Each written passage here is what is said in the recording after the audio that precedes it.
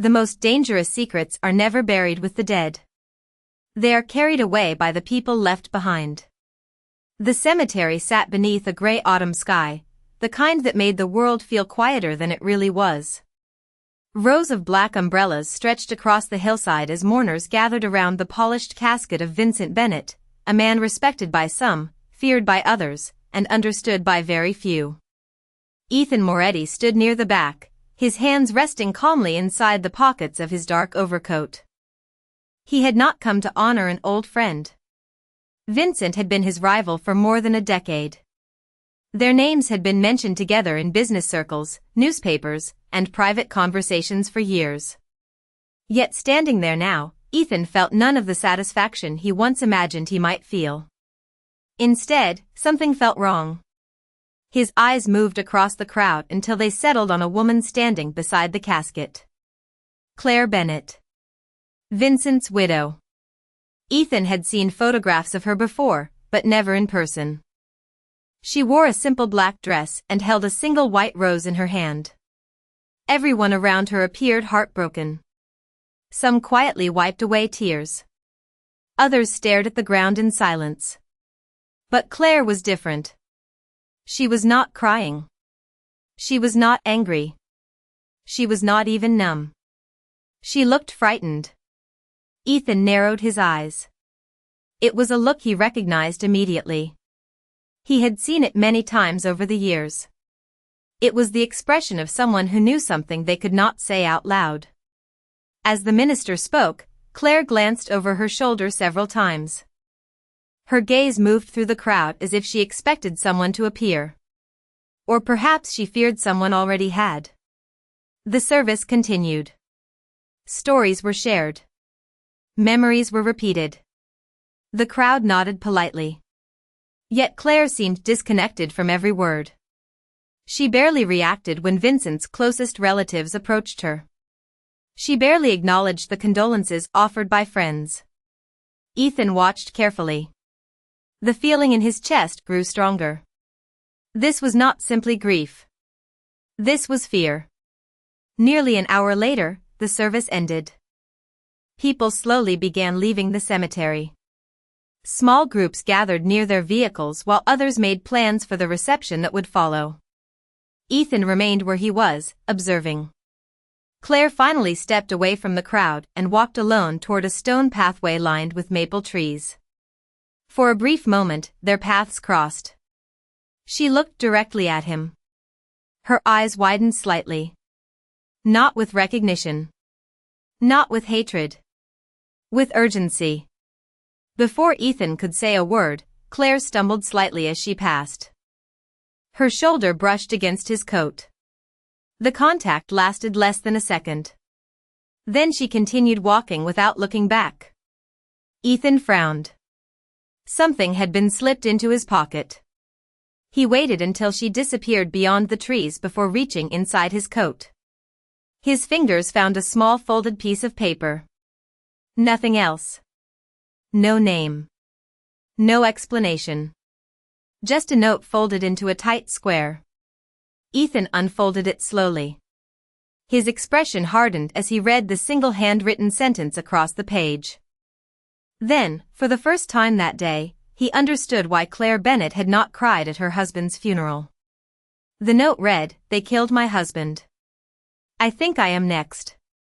For several seconds, Ethan stared at the note without moving. Around him, engines started, car doors closed, and the last of the mourners slowly drifted away from the cemetery. Yet the words on the paper seemed to silence everything else. They killed my husband. I think I am next. Ethan folded the note carefully and slipped it back into his pocket. Claire Bennett was either terrified, desperate, or both. The question was why she had chosen him. Of all people, she had handed her message to the man the world believed had spent years competing against her husband. Ethan walked toward his black sedan and instructed his driver to leave. He preferred to think alone. 30 minutes later, he sat inside his office overlooking the city skyline. The funeral should have been the end of Vincent Bennett's story. Instead, it felt like the beginning of something far more complicated. Ethan removed the note again and examined the handwriting. It appeared rushed but steady. Claire had written it intentionally. This was not panic. This was preparation. She had planned to get that message into his hands. His phone buzzed. It was one of his associates asking whether he would attend the reception gathering organized by the Bennett family. Ethan declined immediately. Instead, he made a different request. He wanted every publicly available report regarding Vincent's death. He wanted timelines, witness statements, financial records, and anything unusual from the previous 6 months. Hours passed. Outside, daylight faded into evening. Ethan reviewed document after document. Officially, everything seemed ordinary. Vincent's passing had been ruled an accident. No inconsistencies. No unanswered questions. No suspicious findings. The cleaner the reports appeared, however, the more uncomfortable Ethan became. In his experience, real life rarely looked that perfect. Shortly after sunset, another file arrived. This one contained photographs from the funeral. Ethan studied each image carefully. Then he noticed something. In nearly every photograph, Claire was looking at someone. Not the minister. Not the casket. The same man appeared repeatedly in the background. Mid-50s. Expensive suit. Silver watch. Calm expression. According to the attached information, his name was Richard Hale. A longtime business advisor to the Bennett family. Ethan enlarged the photographs. Claire's eyes always drifted toward Hale. Fear flashed across her face every time he came near. Ethan leaned back in his chair. The pattern was impossible to ignore. At that exact moment, his phone lit up again. An unknown number. He answered without speaking. A few seconds of silence followed. Then a woman's voice came through the line. Quiet. Nervous. Familiar. I did not know if you would read the note, Claire said. Ethan glanced toward the dark city beyond his window. I read it. Another silence followed. He could hear her breathing. Then you know I was telling the truth. Ethan chose his next words carefully. Truth is not something I accept without evidence. Claire exhaled shakily. I understand. Why me? Ethan asked. Why give that note to me? The answer came immediately, as if she had been waiting for the question. Because before he died, Vincent told me something that never made sense. Ethan's expression hardened. What did he say? Claire lowered her voice almost to a whisper. He said if anything happened to him, you would be the only person I could trust. The mention of Vincent's missing journal changed everything. Ethan remained silent for several seconds, allowing the information to settle into place alongside every other strange detail that had surfaced since the funeral. A missing journal was not random. People did not risk exposing themselves to steal an ordinary notebook. They stole secrets. Claire looked out the cafe window, watching traffic move along the waterfront. The police were told nothing important was missing, she said quietly. Vincent's office was cleaned before anyone thought to ask questions. Ethan nodded slowly. Who had access to the office? Family members. Senior advisors. A few trusted employees. Claire paused.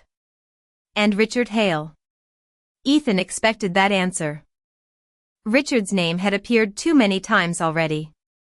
Still, suspicion was not evidence. He needed facts. Did Vincent ever mention what he kept inside the journal? Ethan asked. Claire shook her head. No. But he protected it. He never let it leave his office.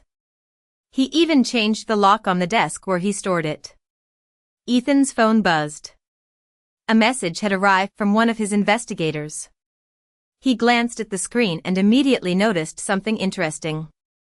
Earlier that morning he had requested a complete review of Richard Hale's recent business activity. The preliminary report showed several unusual financial transfers made during the months before Vincent's death. None of them were illegal. All of them were carefully structured. Yet together they formed a pattern Ethan did not like. Claire noticed the change in his expression. "What is it?" Ethan considered how much to reveal. "Richard has been moving money between several companies." Claire frowned. "That does not sound unusual for someone in business. Normally it would not be." Ethan locked his phone. "But timing matters." These transactions began shortly after Vincent became secretive. Claire stared at the table. "You think they are connected?" "I think nothing is coincidence anymore." The conversation continued for another hour. Piece by piece, Claire shared everything she could remember. Small comments Vincent had made. Meetings he refused to explain. Nights when he stayed awake working behind a locked office door. Individually, none of it meant much. Together, however, a picture slowly began forming. Vincent had been investigating something. Something important enough to frighten him. Something important enough to document. As they prepared to leave, Claire hesitated. "There is one more thing." Ethan waited. 2 weeks before he died, Vincent gave me a key." Ethan's attention sharpened immediately. "What kind of key?" Claire reached into her handbag and produced a small brass key attached to a faded leather tag. No label. No address. Nothing identifiable. Ethan examined it carefully. "Did he tell you what it opens?" "No." Her voice lowered. "He only said that if anything happened to him, I would eventually know when to use it." Ethan turned the key over in his hand. For the first time in days, he felt they had found something real. Not rumors. Not assumptions. A physical clue left behind intentionally. Yet before he could respond, his phone rang again. The caller identification displayed a name neither of them expected to see. Richard Hale. And somehow, before Ethan even answered, he already knew Richard was about to ask a very dangerous question. Richard Hale rarely called Ethan Moretti directly. That fact alone made the phone ringing in Ethan's hand feel significant. Claire watched silently as Ethan accepted the call. "Mr. Hale," Ethan said calmly. Richard's voice sounded smooth and professional. "Mr. Moretti. I hope I am not interrupting anything important." Ethan glanced briefly at Claire. "That depends on why you are calling." A short pause followed. "I was hoping we could meet." Ethan remained expressionless.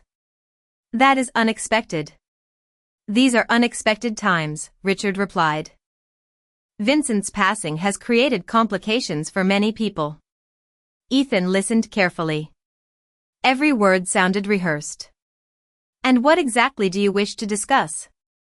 Richard laughed softly. "Perhaps something that belongs to Vincent."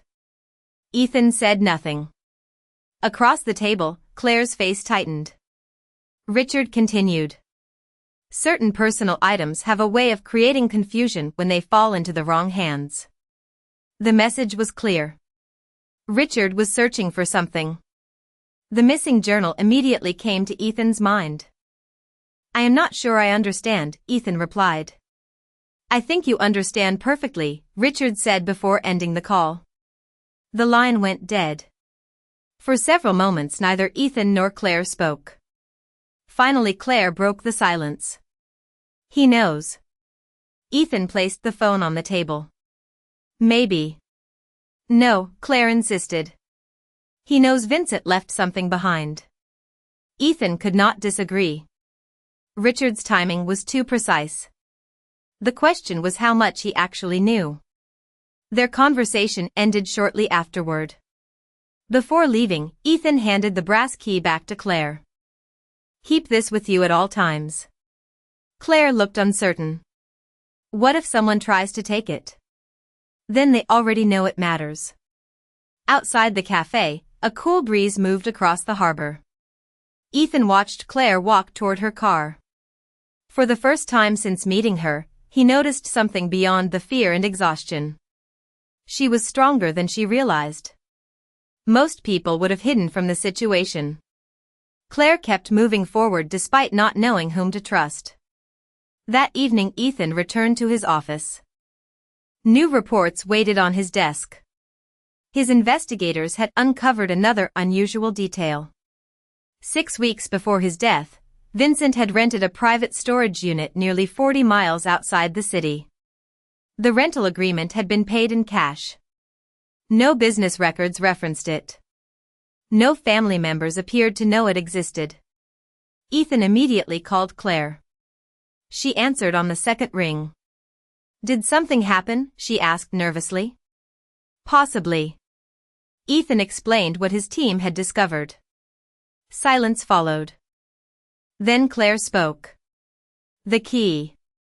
Ethan nodded even though she could not see him. "I was thinking the same thing."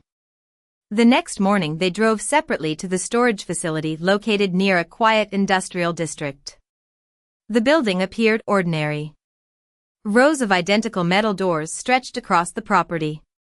Nothing about it seemed important. Yet Vincent had gone to considerable effort to keep it secret. Claire held the brass key tightly as they approached Unit 214. Her hands trembled slightly.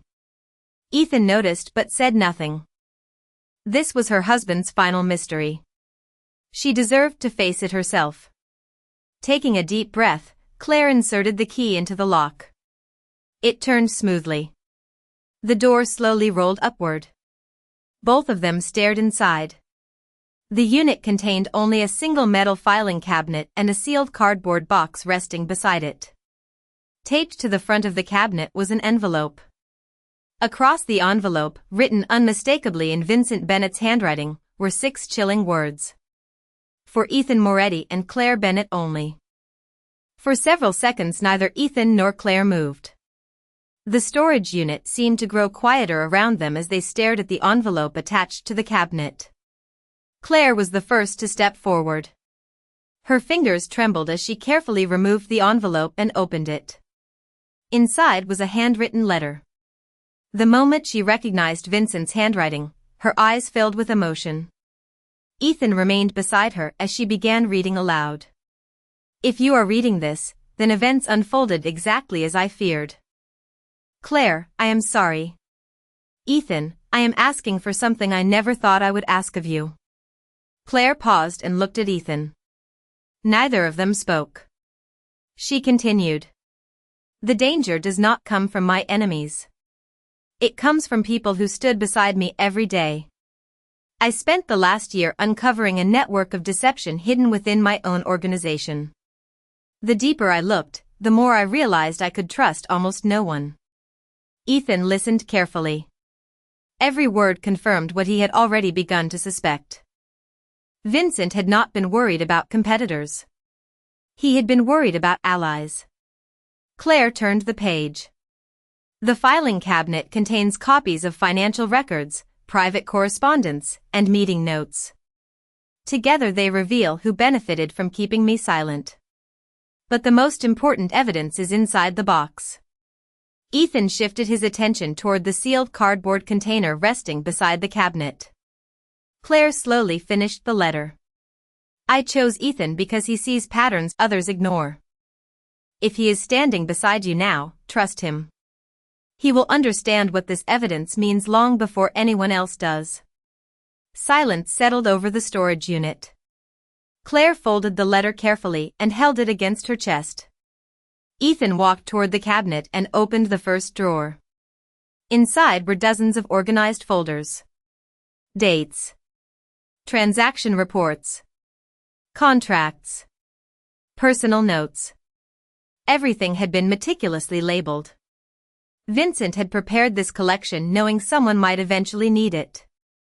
Meanwhile Claire knelt beside the cardboard box. The seal had never been broken. She carefully opened it and looked inside. Her eyes widened immediately. "Ethan." He crossed the room. The box contained several video drives, a leather notebook, and a thick stack of photographs. Ethan picked up the notebook first. On the cover, Vincent had written two simple words. Personal journal. Claire stared at it in disbelief. The journal was not stolen. Ethan nodded slowly. The office journal was probably a decoy. He opened the first page. Every entry was dated. Every entry detailed meetings, conversations, concerns, and observations spanning nearly 12 months. Vincent had documented everything. As Ethan flipped through the pages, one name appeared repeatedly. Richard Hale. Not as a trusted advisor. Not as a loyal colleague. As a person Vincent had quietly begun investigating. Claire felt her stomach tighten. He knew. Ethan continued reading. More than that. His voice became serious. Vincent believed Richard was coordinating something much larger. Then Ethan reached a page marked with a red tab. He stopped reading and stared at the words for several seconds. Claire immediately noticed the change in his expression. What is it? She asked. Ethan slowly turned the journal toward her. At the top of the page Vincent had written a sentence that changed everything they thought they knew. Richard Hale is not the mastermind. Someone inside my family is helping him. Claire stared at the journal page as though the words might change if she looked away long enough. Someone inside Vincent's family. The sentence echoed in her mind with unsettling force. Richard Hale had been easy to suspect. He was distant, calculating, and connected to too many unanswered questions. But family was different. Family was supposed to be the last place betrayal could hide. Ethan carefully turned the next page. Vincent's handwriting remained steady and precise. Several entries described private meetings, unusual financial activity, and conversations that no outsider should have known about. Again and again, Vincent returned to the same concern. Information was leaking from inside his inner circle. Claire slowly sat down on a nearby chair inside the storage unit. He never told me any of this, she whispered. Ethan closed the journal for a moment. He may have been trying to protect you. Claire laughed sadly. And look where that got us. The words carried no anger toward Vincent. Only grief. Ethan understood the difference. For several minutes they examined the photographs found inside the box. Most appeared ordinary at first glance. Business dinners. Charity events. Family gatherings. Then Ethan noticed something unusual. The same person appeared in many of the images. Not Richard Hale. A younger man. Early 30s. Well-dressed. Always standing nearby. Always present. Claire immediately recognized him. That is Daniel. Ethan looked up. Your brother-in-law? Claire nodded. Daniel Bennett was Vincent's younger brother. Unlike Vincent, he avoided public attention. He rarely appeared in interviews and seldom attended major business events. Yet according to the photographs, he had been present far more often than anyone realized. Ethan opened the journal again and searched for Daniel's name. Within seconds he found multiple references. None of them were positive. One entry caught his attention immediately. Daniel asked unusual questions about company transfers again today. He claims curiosity. I believe it is something else. Claire's face paled. No. Ethan continued reading. Another entry appeared several weeks later. Daniel met privately with Richard. Neither realized I saw them. The room suddenly felt smaller. Claire stood and began pacing slowly. Daniel loved Vincent. Ethan remained silent. He admired him his entire life. Her voice grew uncertain. At least I thought he did. Ethan had spent years learning an uncomfortable truth. People often hid their true motives behind admiration, loyalty, and friendship. Sometimes envy wore the same face as affection. As the afternoon passed, more pieces fell into place. Financial records connected Richard Hale to companies that had quietly benefited from decisions made within Vincent's organization. Other records revealed that someone with internal access had helped facilitate those transactions. By sunset, Claire no longer looked confused. She looked heartbroken. The possibility she had resisted all day was becoming harder to ignore. Then Ethan reached the final video drive inside the box. A handwritten label covered its surface. Recorded 7 days before my death. Claire immediately stopped pacing. Neither of them spoke. Ethan connected the drive to a laptop stored inside the cabinet. The screen flickered to life. A paused image appeared. Vincent Bennett sat alone in a chair, looking directly into the camera. And before Ethan could press play, they both noticed something sitting on the desk beside him. It was a framed photograph of Daniel Bennett. Claire stared at the journal page as if the words might somehow change if she looked away long enough. Someone inside Vincent's own family had been helping Richard Hale. The realization struck harder than anything else they had discovered. Throughout the investigation, she had prepared herself to suspect advisors, business associates, and distant acquaintances. She had never truly considered family. Ethan carefully turned the next page. Vincent had left detailed notes beneath the accusation. Dates, observations, and questions filled the margins. He had not identified the family member directly, but he had narrowed the possibilities. Claire moved closer. Who did he suspect? Ethan scanned several entries. He was still gathering proof. Claire felt frustration rising. Then we are back where we started. No, Ethan said calmly. We are much further ahead. He pointed toward a series of notes highlighted in blue ink. Vincent had documented several private meetings attended by Richard Hale and a member of the Bennett family. The meetings had taken place away from offices and public events. Most occurred at restaurants, private clubs, and vacation properties. Ethan continued reading. A pattern slowly emerged. Every meeting was followed by unusual financial activity. Money moved between companies. Assets changed ownership. Contracts were amended. None of it appeared suspicious by itself. Together, however, it looked deliberate. Claire sat down on a nearby chair, overwhelmed. I keep thinking about everyone who came to the funeral. Her voice softened. I hugged them. They told me they were sorry. One of them may have known exactly what was happening. Ethan closed the journal for a moment. That is why Vincent left this behind. He wanted the truth found. Claire looked at him. How are you so calm? The question caught him off guard. For several seconds he said nothing. Finally he answered honestly. Because panic makes mistakes.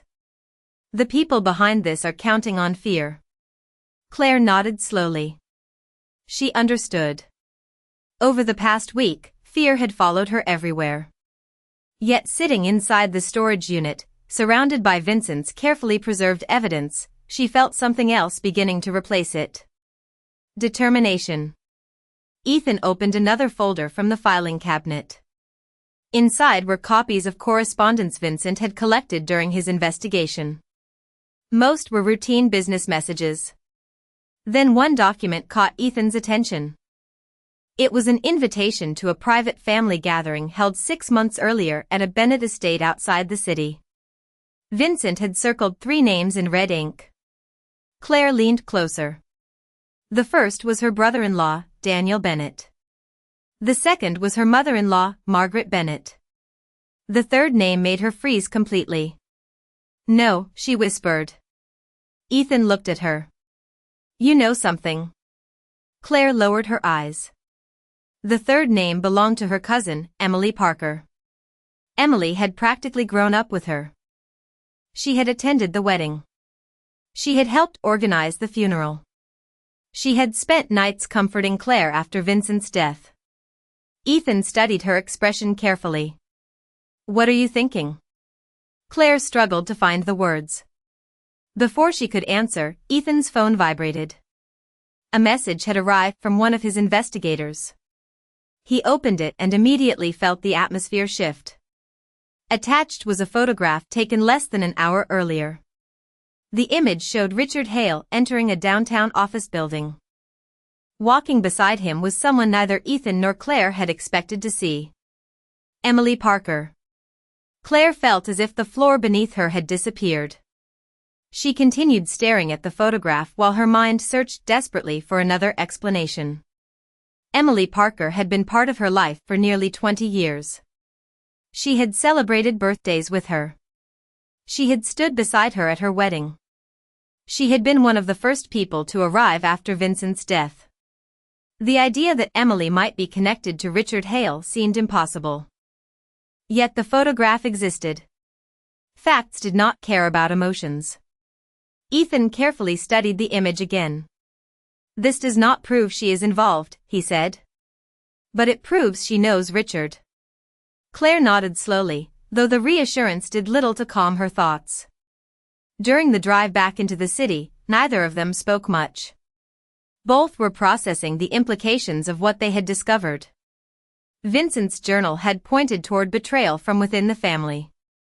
Now one of the people closest to Claire had appeared beside the very man Vincent had been investigating. Hours later, Ethan's investigators completed a deeper review. The results revealed that Emily and Richard had communicated regularly for months. Phone records showed frequent contact. Financial records showed no direct transactions between them, but several shared connections appeared through business partnerships and charitable organizations. Nothing was conclusive. Everything was suspicious. That evening Claire sat alone inside her home, surrounded by photographs from happier years. Her eyes settled on a framed picture of Vincent and Emily laughing together during a family vacation. The image only deepened her confusion. If Emily had been involved, why had Vincent never confronted her directly? A soft knock interrupted her thoughts. Ethan stood at the front door. Claire opened it without hesitation. Somewhere along the way, trusting him had become natural. Ethan entered carrying a small package. "We found something inside one of the video drives from the storage unit." Claire immediately sat upright. Ethan placed a laptop on the table and loaded the file. The screen flickered before revealing Vincent sitting alone in his office. The recording had clearly been made privately. Vincent looked tired but determined. He stared directly into the camera. "If you are watching this, then events have gone further than I hoped." Claire felt tears gathering in her eyes. Hearing his voice again felt almost unreal. Vincent continued. "Claire, there are things I could not tell you because I did not know who was listening. Ethan, if you are beside her, then I made the right choice." Ethan remained silent as the recording played. Vincent leaned forward. "I need both of you to understand something.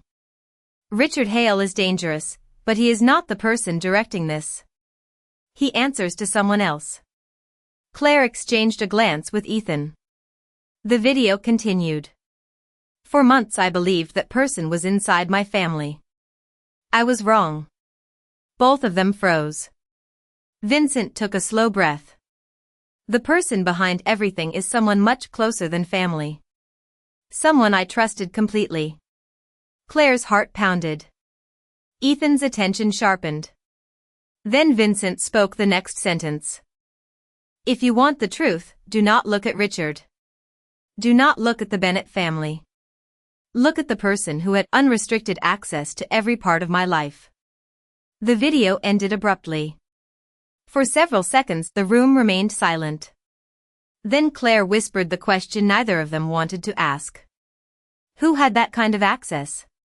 Ethan looked back at the frozen image of Vincent on the screen. Slowly, a terrible possibility began forming in his mind. The answer came to Ethan before he was ready to accept it. He reopened Vincent's journal and returned to the earliest entries. This time he was not looking for names. He was looking for access. every note, every concern, every suspicious event pointed toward the same uncomfortable truth.